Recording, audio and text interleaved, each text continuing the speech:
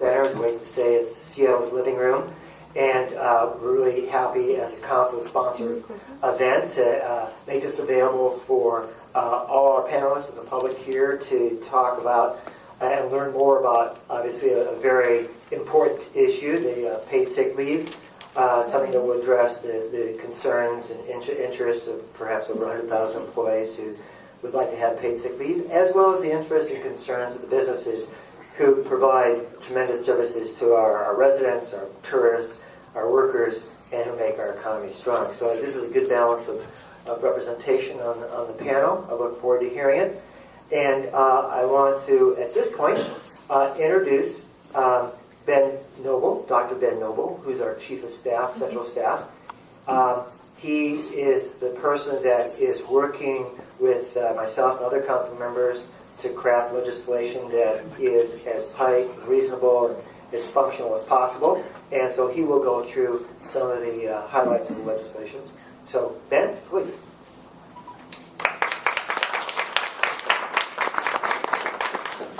Thank you, Councilmember Licata. So again, the goal that I had today is to just give you the facts, if you will, and only the facts of what the ordinance does. So, and I will try to do that somewhat quickly, but at the same time thoroughly. So the goal of the ordinance is to provide a paid leave benefit for all those who are working within the geographic boundaries of the city.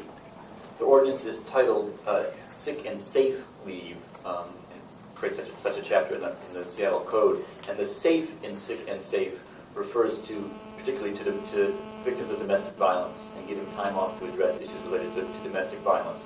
So it's sick in the standard sense of both an employee being sick and potentially their family members as well, and be able to take paid time to address their own needs, those of their family, but not just illness, also for domestic violence. The ordinance is modeled after comparable laws that have been established or contemplated in San Francisco, Milwaukee, Washington, D.C., and most recently Connecticut. It does, however, differ. All those ordinances differ from one another, and this one differs from those as well in the detail. So again, as I described, the general goal is to establish a paid leave benefit for employees working within the city. From that general goal, one is left to specify the benefit itself. It's easy to state the things in general terms, but if you're going to set out an ordinance that actually specifies the requirements, you really need to get into the detail. So what I was going to do now is describe some of the elements of the benefit in detail. One thing to start out with is that whatever is set out in the ordinance would be the floor. It's the minimum that's required. Any employer that currently offers a more generous benefit or wanted to in the future would, of course, be allowed to do that. So, in general, the amount of leave that an employee would have access to depends on the number of hours that they work. So it's scaled to the number of hours that are worked in any given year. So a part-time employee would generally be earning less paid leave than a full-time employee. Having said that, it's easiest to talk about the amount of leave in terms of the amount of time earned by a full-time employee over the course of a year. So I'm going to do it in those terms. But again, it would be scaled appropriately for part-time employees. Another important notion here is that the minimum number of leave days varies by the size of the company. So the ordinance establishes Tier 1, Tier 2, and Tier 3 employers. Tier 1 are the smaller employers. They would have those having 1 to 49 full-time equivalents working for them. Again, and the size is defined by full-time equivalents, not by employees. So not by head count, but by full-time equivalent count. So Tier 1 is 1 to 49. Tier 2 is 50 to 249, and Tier 3 is 250 and up. One important provision there is that the FTE count is linked to a company's total full-time equivalents, not just those working in the city of Seattle. So for Tier 1 employers, the amount of sick leave earned is 5 days for a full-time employee over the course of a year. For Tier 2, it's 7 days, and for Tier 3, it is 9 days. The ordinance does not specify, although again it describes sick and safe time, a paid time off that is provides more flexibility to employees' access to paid leave would qualify under the ordinance as long as the employee can take the time for the sick and safe elements that are called out. PTO, as it's generally known, paid time off, would qualify for the ordinance. So that bit of flexibility was an important goal and is established in the ordinance. Again, other significant provisions regarding the benefit itself. Employees, to the extent possible, employees must notify their employer ahead of time that they plan to take leave if it's a planned leave. Obviously, if it's an emergency, they don't have that opportunity, and that's then not required. Employers can demand documentation from employees who take leave for more than 3 days.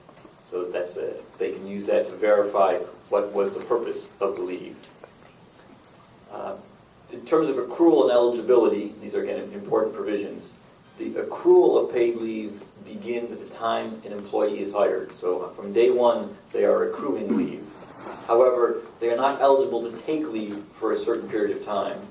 For Tier 1 and Tier 2 employers, that's 180 days. So essentially a half a year, 6 months, before an employee can take the leave. They will have been accruing it, so on the first day of the 7th month, if you will, they'd had some time in their bank, and if they were sick, they could call in. So for Tier 3 employees, the eligibility period is 90 days, so essentially 3 months.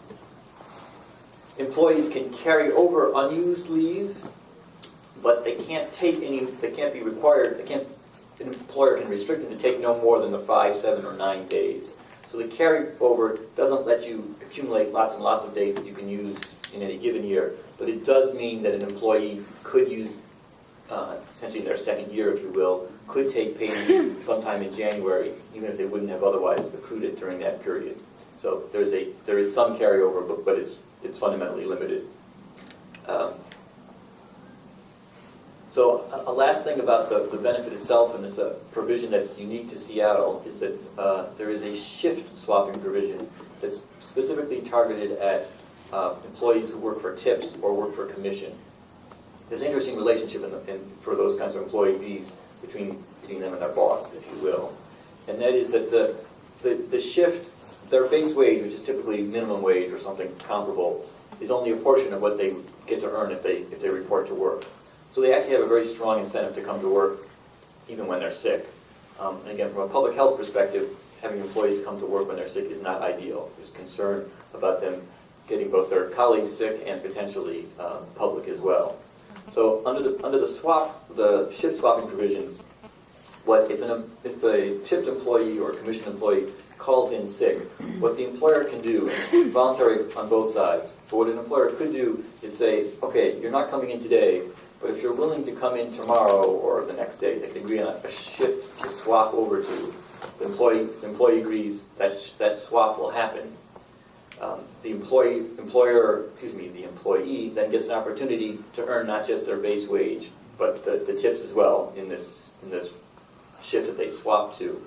But that will be, if they accept the swap, the amount of time that they accept will be deducted from their bank of paid sick leave, so that they will, even though they have not actually come into work, their paid sick leave balance will be reduced. And the reason there is to preserve incentives on both sides. That way an employee doesn't have an incentive if they're assigned to a shift that isn't so attractive for them, or they don't want to come in for some other reason, that if they call in and try to get one of these swaps, they can do that, but they can only do it a certain number of times. So incentives work essentially both ways. That's a provision that was worked out in discussions between those interested in promoting the benefit and also particularly some restaurants who currently use shift swapping as a standard way to address sick leave. I would note as well that employee-to-employee swaps that have the consent of the employer are still allowed under the ordinance. So that's certainly, the existing practice is not precluded, but there would be this benefit layered on top. So those are the basic provisions, the basic benefits. In terms of enforcement, the enforcement provisions in Seattle are also somewhat unique. Fundamentally, it's a complaint-driven process. There is not going to be a certification that's required ahead of time for employers, and there's not going to be a city inspector for paid sick leave. Instead, the Office of Civil Rights, which currently enforces regulations related to fair housing and employment discrimination